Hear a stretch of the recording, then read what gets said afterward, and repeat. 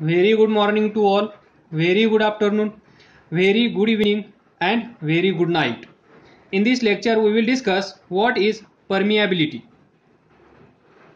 What is permeability? या अगोदर आपण डिस्कस केलं मॅग्नेटिक ससेप्टिबिलिटी म्हणजे काय, denoted by this letter, that is zeta. According to this, magnetic susceptibility म्हणजे I is equal to zeta into h, where I is intensity of magnetization. What is this I? Intensity of magnetization. This new constant is called as susceptibility, and this H is called magnetic intensity. Magnetic intensity हे आपण या अगोदरच्या लेक्चरमध्ये पाहिलं होतं. तर याचा अर्थ तुम्हाला व्यवस्थित माहित आहे. इंटेन्सिटी ऑफ मॅग्नेटायझेशन म्हणजे काय? एखादा सबस्टन्स जर एक्सटर्नल मॅग्नेटिक फील्डमध्ये ठेवला तर याच्यामध्ये असणारे ॲटॉमिक डायपोल्स जे रँडमली ओरिएंटेड असतात ते after application of this external magnetic field हा सबस्टन्स व्यवस्थित हे जे ॲटॉमिक डायपोल्स आहेत ते ॲटॉमिक डायपोल्स एका लाईनमध्ये अलाइन होतात. हे आपण पाहिलं. त्याला आपण म्हणतो इंटेन्सिटी ऑफ मॅग्नेटायझेशन. म्हणजे या सबस्टन्समध्ये this is given by m divided by v, that is where m is magnetic dipole moment divided by volume. For any small volume this intensity of magnetization is given by this magnetic dipole moment per unit volume. एवढ्या छोट्याशा volume मध्ये हे जे atomic dipoles आहेत ते किती align झाले आहेत हे म्हणजे intensity of magnetization. That is we can say that change in magnetic dipole moment per unit volume. इथे पहा एकही या डायरेक्शन मध्ये नव्हता, म्हणजेच आपण कन्सिडर करूया 0. इथे पहा 4 अलाइन झाले आहेत, तर 4 सो चेंज किती असेल 4 minus 0 is equal to 4 for this unit volume. तर याचा अर्थ तुम्हाला व्यवस्थित समजला असेल. त्यानंतर H magnetic intensity. H is given by n into I. Current increase केला तर मॅग्नेटिक इंटेन्सिटी इन्क्रीज होईल. नंबर ऑफ टर्न्स इन्क्रीज केल्या तरी पण मॅग्नेटिक इंटेन्सिटी इन्क्रीज होईल. आणि इथे जे कॉन्स्टंट आहे त्याला आपण म्हणतो ससेप्टिबिलिटी. तर पहा we have 3 different types of materials और substance. That is 1 paramagnetic substance. Magnetic substance. तर पहा पॅरामॅग्नेटिक सबस्टन्स हा छोटासा ब्लॉक म्हणजेच पॅरामॅग्नेटिक सबस्टन्स. ज्यावेळेस हा सबस्टन्स आपण एक्सटर्नल मॅग्नेटिक फील्डमध्ये ठेवतो त्यावेळेस याच्यामध्ये जे रँडमली ओरिएंटेड या पोझिशनमध्ये असणारे ॲटॉमिक डायपोल्स या पोझिशनमध्ये येतात. त्याला म्हणतो आपण इंटेन्सिटी ऑफ मॅग्नेटायझेशन. तर पॅरामॅग्नेटिक सबस्टन्समध्ये इथे पहा this susceptibility of this paramagnetic substance कशी असते, स्मॉल. आणि ती कशी असेल, पॉझिटिव्ह. आलं लक्षात? म्हणजेच इन शॉर्ट हा जो सबस्टन्स आहे हा सबस्टन्स जेव्हा आपण एक्सटर्नल मॅग्नेटिक फील्डमध्ये ठेवतो त्यावेळेस हा substance that is paramagnetic substance इथे असणार एक्सटर्नल मॅग्नेटिक फील्ड याला रिस्पॉन्स कसा देतो, रिस्पॉन्स कसा देतो हे आपण कसं ओळखणार, हे ओळखणार या नंबरवरून, झिटावरून. झिटा म्हणजेच ससेप्टिबिलिटी. तर पहा, आणि हा नंबर पॅरामॅग्नेटिक सबस्टन्सचा कसा असतो, स्मॉल, आणि तो असतो पॉझिटिव्ह. MCQ साठी लक्षात ठेवा. नंबर 2 दुसरा सबस्टन्स आहे डाय मॅग्नेटिक सबस्टन्स. तर याचा पण हा number that is susceptibility of diamagnetic substance is also small but it is negative. म्हणजे ज्यावेळेस हा सबस्टन्स डायमॅग्नेटिक हा पॅरामॅग्नेटिक सबस्टन्स हा पण ठेवला एक्सटर्नल मॅग्नेटिक फील्डमध्ये त्यावेळेस हा या मॅग्नेटिक फील्डला कसा रिस्पॉन्स देतो त्यावरून याचा नंबर ठरवला जाईल आणि तो नंबर म्हणजेच ससेप्टिबिलिटी. म्हणजे हा नंबर आपल्या समोर आला की आपण सांगू शकतो हे मटेरियल डायमॅग्नेटिक मटेरियल आहे किंवा हा सबस्टन्स डायमॅग्नेटिक सबस्टन्स आहे अकॉर्डिंग टू दिस नंबर्स. त्यानंतर थर्ड फेरोमॅग्नेटिक सबस्टन्स. याचं डिस्कशन करण्याची गरज नाही. याचं पण जसं पॅरामॅग्नेटिक सबस्टन्स जे असेल तेच फेरोमॅग्नेटिकला ॲप्लिकेबल असेल. फेरो मॅग्नेटिक सबस्टन्स हा पण सबस्टन्स घ्या. हे असेल एक्सटर्नल मॅग्नेटिक फील्ड. हा सबस्टन्स एक्सटर्नल मॅग्नेटिक फील्डमध्ये ठेवा त्यावेळेस हा सबस्टन्स या एक्सटर्नल मॅग्नेटिक फील्डला कसा रिस्पॉन्स देईल हे आपण ठरवणार या नंबरवरून. आलं लक्षात. तर याचं पहा, this number value of zeta for this ferromagnetic substance और ferromagnetic material is large and positive. हे MCQ साठी लक्षात ठेवा.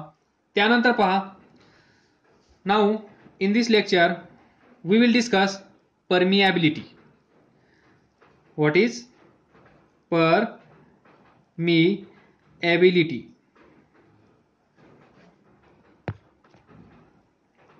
For vacuum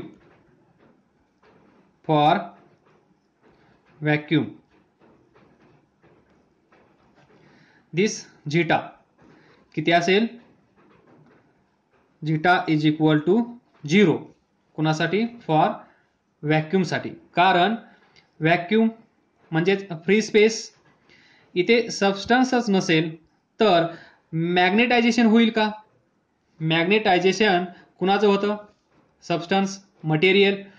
हा सबस्टन्स आपण घेणार एक्सटर्नल मॅग्नेटिक फील्डमध्ये ठेवणार.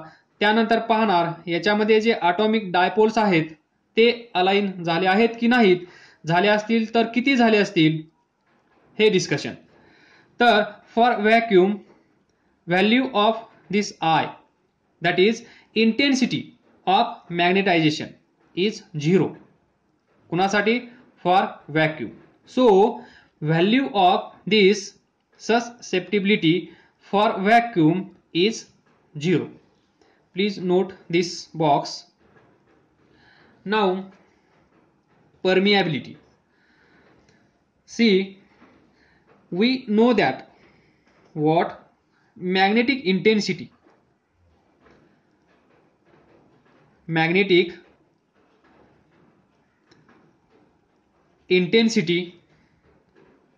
is given by h bar is equal to b bar divided by mu naught minus I. तर पहा, आय बार. एच माहीत आहे सर्वांना, magnetic intensity.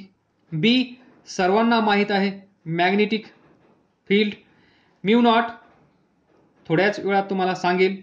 This minus I. I म्हणजे इंटेन्सिटी ऑफ मॅग्नेटायझेशन. तर mu naught this is permeability for vacuum, permeability for air, or mu naught म्हणजेच permeability of free space. Mu naught is equal to this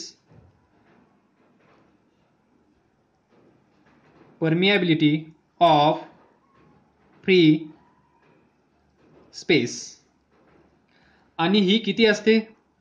4 pi into 10⁻⁻⁷. व्यवस्थित या values लक्षात ठेवा. From this we can write h bar plus this I bar is equal to B bar divided by mu naught. Therefore B bar is equal to mu naught h bar plus I bar. तर पहा B bar is equal to mu naught into h bar plus I bar. We can write this equation like this: B is equal to mu naught into h plus I. हे और हे म्हणजेच हे म्हणजेच हे. इथं वेक्टरच्या लँग्वेजमध्ये लिहिलं आहे, इथे फक्त मॅग्निट्यूड कन्सिडर केला आहे. From this B is equal to mu naught h plus I star. Here we know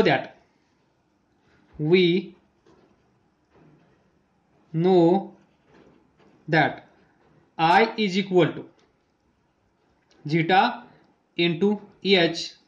Put this value in this equation, so we get B is equal to mu naught h plus zeta into h.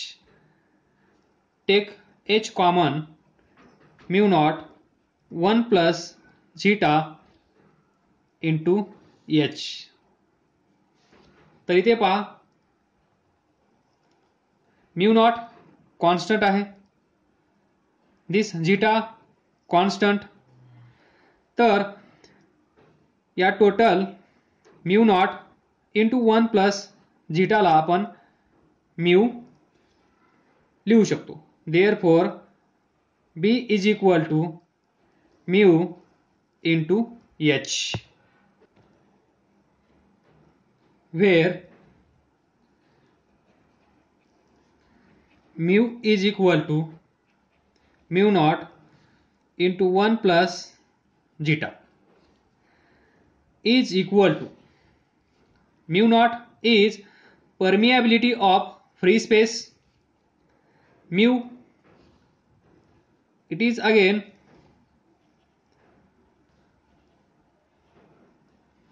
permeability of material. व्यवस्थित लक्षात ठेवा, mu naught mu परत अजून एक mu येणार आहे, म्हणून mu naught free space, mu material, free space material. From this now see mu divided by mu naught is equal to 1 plus zeta. आपल्याला माहित आहे परमिएबिलिटी ऑफ व्हॅक्यूम माहित आहे, इज म्यू नॉट. नाउ हे पण आपल्याला माहित आहे, दिस zeta is equal to 0 बरोबर. Zeta is equal to 0 for vacuum.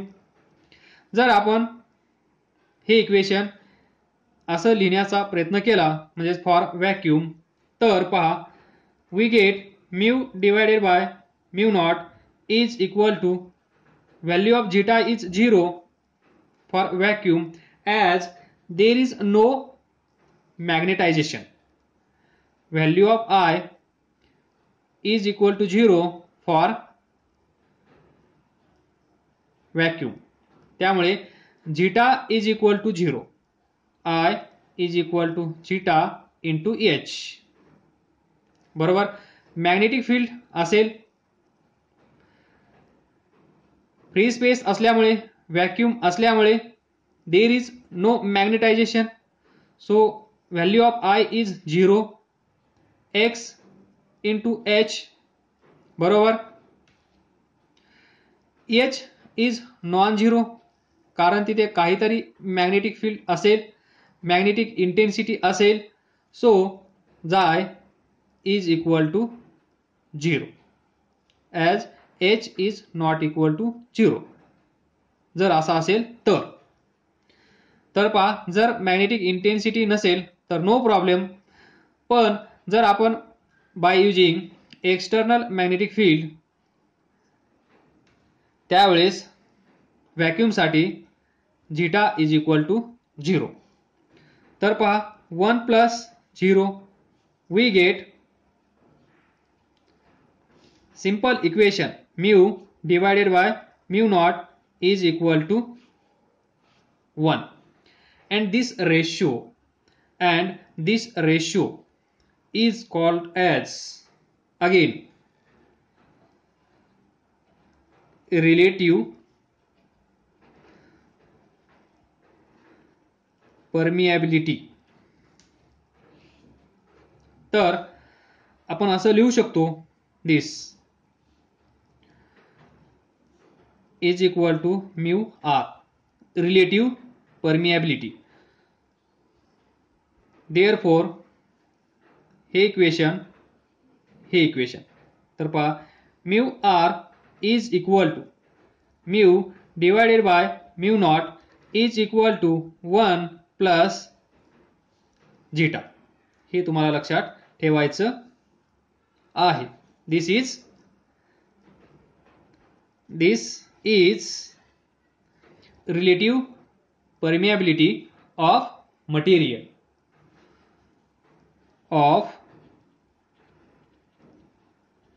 material. तर याचा अर्थ काय हा पण आपण समजून घेऊया. तर पहा, वी नो दॅट, जर याला काय म्हणतात माहित आहे, याला आपण म्हणतो लॉंग कॉईल, किंवा कोणी याला म्हणेल दिस इज सोलेनॉइड. हे पण बरोबर. तर आपल्याला हे पण माहित आहे मॅग्नेटिक फील्ड हा एक सोलेनॉइड आपण कन्सिडर करूया. या सोलेनॉइड मध्ये करंट I पास करूया. त्यानंतर N काय असतात, टर्न्स पर युनिट लेंथ, हे तुम्हाला माहित आहे.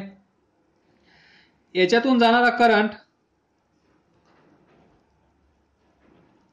I असेल. तर मॅग्नेटिक फील्ड सर्वांनाच माहित आहे, मॅग्नेटिक फील्ड B किती असतं, mu naught into N into I. This is the magnetic field inside the solenoid. हा जो सोलेनॉइड आहे याच्या आतमध्ये मॅग्नेटिक फील्ड किती आहे, mu naught into N into I. मग या सोलेनॉइडच्या बाहेर इथे किंवा इथे किंवा इथे किंवा इथे किंवा इथे मॅग्नेटिक फील्ड किती असेल हे पण तुम्हाला माहित आहे, 0. बरोबर. जर या टर्न्स क्लोजली अशा वाइंडिंग केलेल्या असतील तर magnetic field outside the solenoid is 0 and magnetic field inside this solenoid is given by this equation. तर इथे लिहूया या सोलेनॉइड मध्ये, हे डिस्कशन तुम्ही इथेच कंटिन्यू करा या स्पेस मध्ये. त्यानंतर मॅग्नेटिक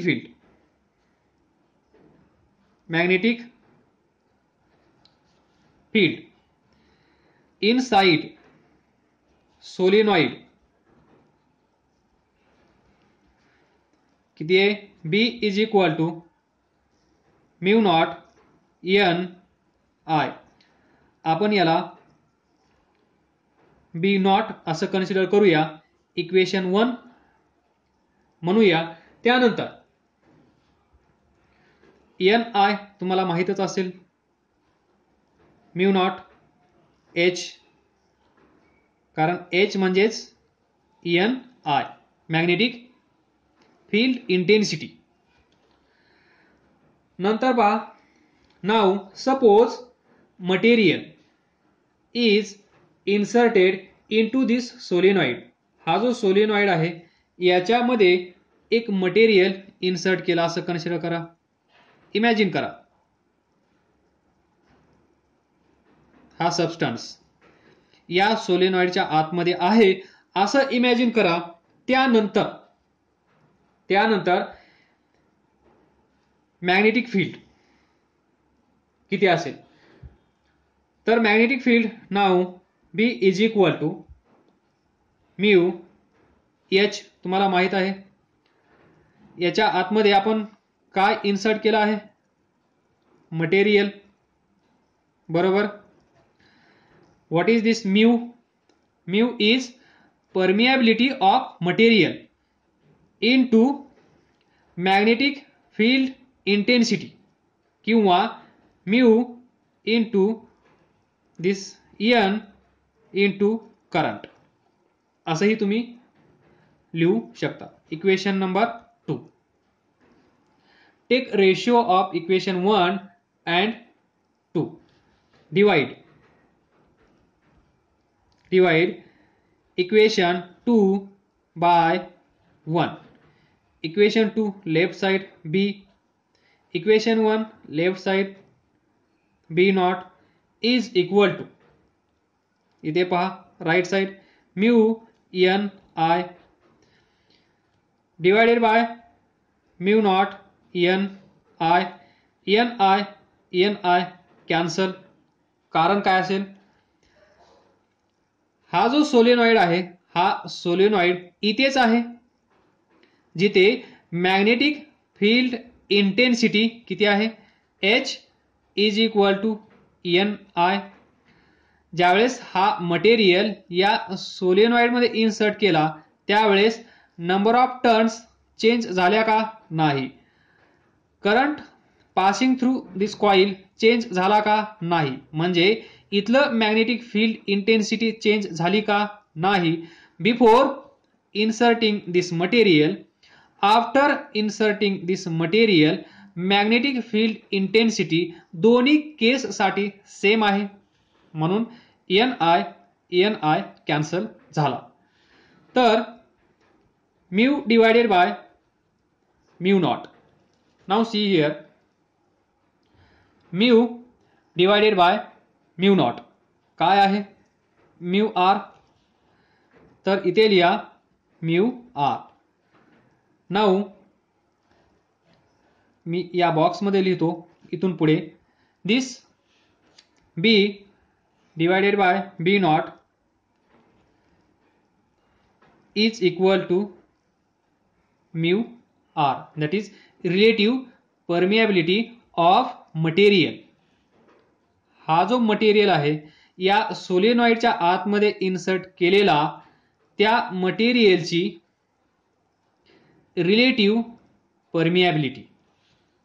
तर इथे पहा, therefore B is equal to mu R into B naught असं लिहू शकतो का आपण, तर यस. इथे पहा व्हॉट इज बी नॉट. नाव सी इथे आहे, तुम्हाला जे पाहिजे आहे ते इथे आहे. बी नॉट. बी नॉट म्हणजे काय? ज्यावेळेस हा मटेरियल या सोलेनॉइडच्या आतमध्ये इन्सर्ट केला नव्हता त्यावेळेस या सोलेनॉइडच्या आतमध्ये असणारं मॅग्नेटिक फील्ड, बरोबर. त्यानंतर ज्या वेळेस या सोलेनॉइडच्या आतमध्ये आपण एक मटेरियल इन्सर्ट केलं त्यावेळेस इथे असणार मॅग्नेटिक फील्ड किती आहे? बी, बरोबर. बी इज इक्वल टू या नंबरनी याला आपण मल्टिप्लाय केला आहे, बरोबर. थोडंसं इथे लक्ष द्या. इथे पहा mu naught, sorry mu divided by mu naught, हाच काय आहे? म्यू आर, बरोबर. Mu divided by mu naught म्हणजेच म्यू आर. तर mu divided by mu naught is equal to 1. कुणासाठी आहे? This when zeta is equal to 0. तर इथे पहा म्यू आर नी आपण जी इनिशियल मॅग्नेटिक फील्ड होती त्याला आपण मल्टिप्लाय केला आहे. तर आता इथे ज्यावेळेस हा मटेरियल इन्सर्ट केला आहे त्यावेळेस मॅग्नेटिक फील्ड इन्क्रीज झाला आहे. काय झाला आहे? इन्क्रीज. म्हणजेच हा नंबर काय करत आहे? Magnetic field increase due to insertion of this material inside this solenoid. ज्यावेळेस सोलिनॉइडच्या आतमध्ये एखादं मटेरियल आपण इन्सर्ट केलं जातं त्यावेळेस इथे असणार magnetic field inside this solenoid काय होतं? Increase by this factor. आणि या फॅक्टरला आपण म्हणतो रिलेटिव्ह परमिएबिलिटी. तर रिलेटिव्ह परमिएबिलिटीचा थोडक्यात अर्थ लक्षात ठेवा. हे जे सबस्टन्स असतील पॅरामॅग्नेटिक सबस्टन्स, डायमॅग्नेटिक सबस्टन्स किंवा फेरोमॅग्नेटिक सबस्टन्स, इथे असणार मॅग्नेटिक फील्ड, मॅग्नेटिक फील्ड म्हणल्यानंतर मॅग्नेटिक फील्ड लाईन्स असतील, लाईन्स ऑफ फोर्स अवेलेबल असतील. या लाईन्स मॅग्नेटिक फील्ड लाईन्स इथून येत असताना याच्यातून जातात की नाही जातात हे ठरवणार ते बाय दिस परमिएबिलिटी. परमिएबिलिटी म्हणजेच इथे असणार मॅग्नेटिक फील्ड, त्या मॅग्नेटिक फील्डच्या मॅग्नेटिक फील्ड लाईन्स या मटेरियल मधून पास होतात की नाही किंवा हे मटेरियल या मॅग्नेटिक फील्ड लाईन्सला आतमधून जाण्यास परमिशन देतो की नाही याला आपण म्हणतो परमिएबिलिटी. आलं लक्षात? थोडक्यात हा सबस्टन्स ही लाईन याच्यातून जात असेल तर हे मटेरियल या मॅग्नेटिक फील्ड लाईनला काय करत आहे? परमिट म्हणजेच परमिशन देत आहे. तर या सबस्टन्सची या मटेरियलची परमिएबिलिटी जास्त असेल. जर या मॅग्नेटिक फील्ड लाईन्सला हे मटेरियल सपोर्ट करत नसेल मग ही येणारी मॅग्नेटिक फील्ड लाईन्स हा सबस्टन्स हा घाबरला असा साईड देऊन गेला तर पहा या मटेरियलने याला याच्यातून जाण्यास परमिशन दिली नाही. हे म्हणजे परमिएबिलिटी, बरोबर. म्हणजे हे मटेरियल परमिशन देत आहे की नाही हे म्हणजे परमिएबिलिटी. हे आहे छोटंसं लॉजिक लक्षात ठेवण्यासाठी. दिस इज मोर अबाउट परमिएबिलिटी.